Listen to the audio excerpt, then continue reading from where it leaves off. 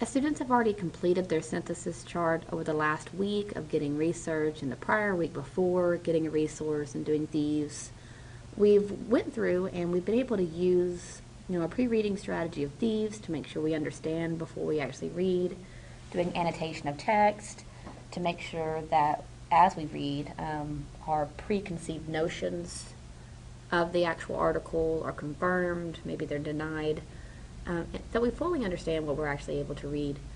The purpose of the synthesis chart, and this is the second time you've done this, the purpose of it is, again, to make sure that you're able to take everything that you've read, put it in, and make sure that you're using this information. There is an association between what you read as you gather information, and then you further take that into being able to write. It's not a disconnect. It's not like here's one thing and here's another. You have to make sure that you're combining the two things. So before I get started in the synthesis chart, to make sure, for one, that you can confirm what you've already done is correct, or maybe you confirm that you didn't do what you were supposed to, let's talk about the essay assignment. The essay assignment says that people are to choose someone famous and research the path he or she took to achieve fame and the contributions this person made to his or her field or the world at large. What did the person do to actually achieve fame? What were the critical moments in the development of his or her career? So I want to make sure that, for one, you should have brainstormed main ideas. Because the very top part of the synthesis chart, because you've been given an essay assignment, and prior to that you were actually asked to read, pull a research article on a person you chose. You were asked to read the Kardashians, cashing in with a capital K.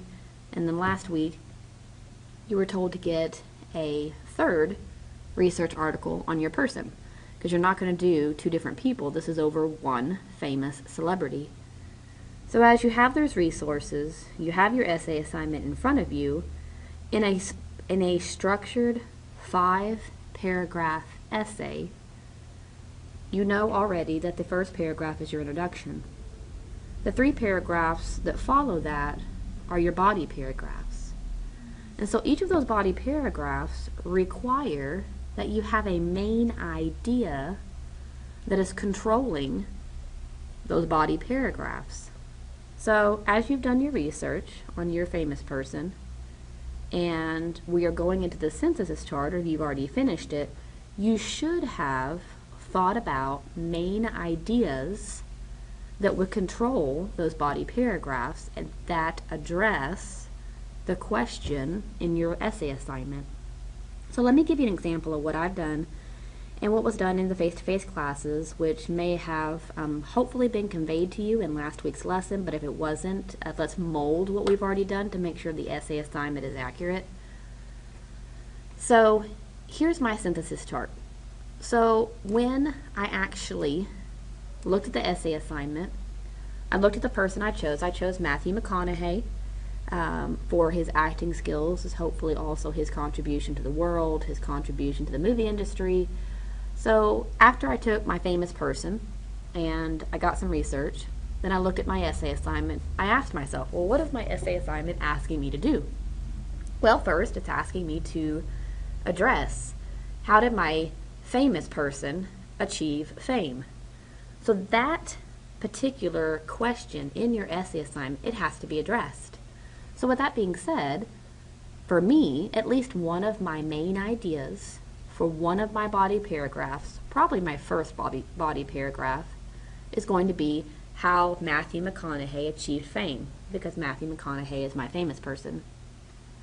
So honestly, one body paragraph is all that is needed for how my person achieved fame. Because if I go into a second body paragraph about how my person achieved fame, I'm probably giving too much information, and further, I'm shifting my focus into like an autobiography, which is not what this essay is. This is not an autobiography. All right? It is specifically asking you to say, this is how my person achieved fame, and what's the second part? The second part is what they have contributed to the world or to their industry. Well, Matthew McConaughey is an actor, so he will be giving or contributing to to the movie industry. That could be through his acting skills. It could be through production skills or screenplay skills, whatever it is that he may have contributed that I have researched and found. So since one of my main ideas is going to address how he achieved fame, I moved over here and I said, well, my second body paragraph, a main idea, is going to be how my famous person contributed to the movie industry. Obviously, if you did not research someone that is a movie star, maybe a music person, it could be how they contributed to music. And when you talk about contribution, how do they change it? How do they impact that industry? All right.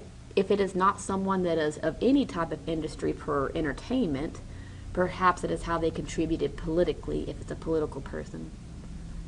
My last body paragraph, my main idea for that particular paragraph, I'm looking at how Matthew McConaughey, how he's changed the world, how he has contributed. Now, a person's contribution to the world can be through a variety of ways. For Matthew McConaughey, I really looked at charities. How has he contributed through his charity donations, maybe how he's been an activist, put himself out there. Okay, I can argue anything, and the same for you. It just depends on the evidence that you find that you're able to support it.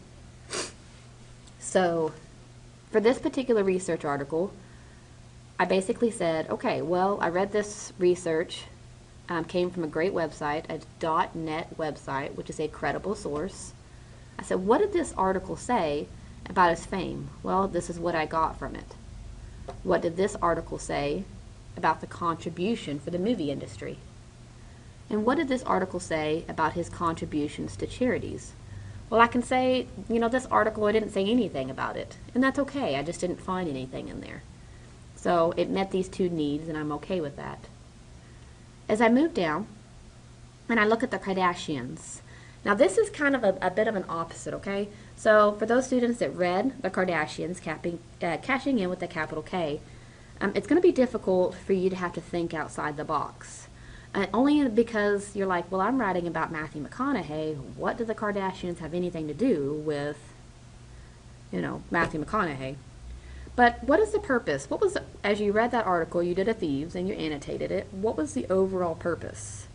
You should be telling yourself the overall purpose of that particular article is how they used their name to cash in, whether it be financially, promoting themselves. I didn't read a whole lot in that article about how they were contributing to the world, except through selfless means. Like they're very, not selfless, but selfish. Like, not trying to be rude, but they are a bit, the article portrayed them as very selfish. Like everything they did was for monetary reasons. Like they wanted to cash in. They used their name to create a perfume, so hopefully they can make money. They use their name for credit card purposes so that they can make money. All of this was driven for that. And so I, as a writer, might look at this and say, I can't apply any quotes from the Kardashian article, but I can say that my famous person is the opposite of the Kardashians. And what I mean by that is I'm wanting students to be able to think outside the box. Be a little bit creative. When you have to go into English 1301, which is your next class from here, you have to be able to apply short stories and be creative with the information that you have to use. So I'm wanting to see that students can be creative. Let me give you an example. So my main idea for my body paragraph 1 here, let me decrease this just a little bit, is going to be how Matthew McConaughey achieved fame. Well, I can tell you right now, the Kardashian article, it said nothing about how Matthew McConaughey achieved fame. So I didn't put anything here. Then I'm talking about how Matthew McConaughey contributed to the movie industry. Well, the Kardashians, they had nothing to do with the movie industry, so I would probably put none there also. And in my very last body paragraph, it talks about how Matthew McConaughey contributed to the world through charities. Now I can say that in the article, the Kardashians cashing in with a capital K, it didn't say anything about the charities. So I may actually mention, in opposite or um, in contrast to the Kardashians in the article cashing in with a capital K, Matthew McConaughey acted selfless by giving his name to these charities in hopes that they can bring in money, not for gain or money gained by Matthew McConaughey, but for donation gain for these charities. Like, Matthew McConaughey is giving his name not so that he can gain anything, but so that the charities can gain. Isn't that the opposite of what the Kardashians are doing? At least in the article, because all I'm using is the article and what I'm given in that article. So I'm saying they're acting in the opposite. So I'm taking a stretch, and sometimes you have to do that as a writer. You have to stretch things to be able to interpret it. I want to see how can my students stretch information a bit to make it fit for their needs. It is called being creative. It is called being able to use information for your purposes. Is this to say that we're going to get it 100% right as we write and do this for the first time? No, but I want to see how students can be able to stretch themselves in regard to their writing. All right?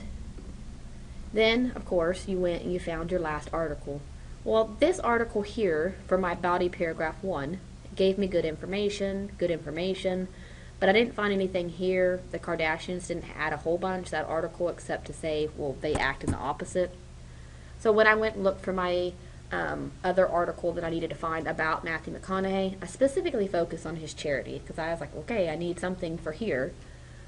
And I found 2 articles, but what I did is I found that he actually founded a charity called Just Keep Living Foundation, and how it actually gives back to high school students in a role model position and so forth. So that will help me there. My very last thing, it says my personal thoughts to relate. I went here, and I'd like to be able to put this information, because this is as I gathered all this information, what were my final thoughts, my own personal thoughts, about how Matthew McConaughey has contributed to the movie industry. Well, I think that Matthew McConaughey, his talent, it's diverse. It shows that he has emerging talent that Hollywood, that the moviegoers, they love to be able to see. And so it's not just looks that control Matthew McConaughey, but it's his acting. And then as I gathered all of my resources for how Matthew McConaughey has contributed to the world through his charities, what were my personal thoughts? So his charities have changed the lives of high school students and expanded the active role models for the world. So I did not put this in a first person or second person pronoun. I actually put my opinion in third person.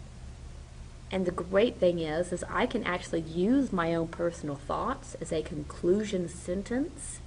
So long as it's in third person, I can use that as a conclusion sentence for those body paragraphs, or I can actually use them to be able to summarize in my conclusion paragraph as I summarize my main ideas in that conclusion paragraph at the very end of your essay.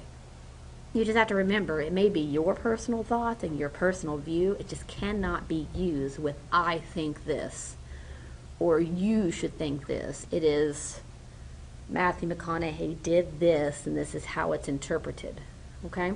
So it's kind of a twist. Again, it's being creative with words, using third person, and choosing words that assert a view but for a broad audience. Okay? So I just wanted to make sure that students were able to understand why we put together this synthesis chart. What we're going to do is we use the evidence that we have gained through our research and through the articles we read, because this is our body paragraph 1, is how we achieved fame. This is our body paragraph 2 and the research that we'll use in it. And this is my body paragraph 3. It's difficult sometimes to make a relationship between lots of readings if you're not able to organize them. A synthesis chart is all about organizing. So as you go through and you go back and take a look at your synthesis chart, did you organize it so that it can be these pieces to your body paragraphs, or is it fragmented and all over the place and you're not able to use them effectively? Keep in mind that you're going to have to use 3 quotes. I didn't say where those 3 quotes had to come from. I didn't say it had to come from the Kardashians. You just have to have 3 quotes. And you have to use the quotation sandwich technique. Alright, so last week we talked about, the week prior, we talked about being able to use those quotes effectively and how to be able to explain those quotes. And so as I go through it in a moment and I go on to explain some important considerations for our essay, I'll explain that more in depth to make sure that you understand as you get ready to submit your rough draft to me by next week. If you have any questions, please contact me.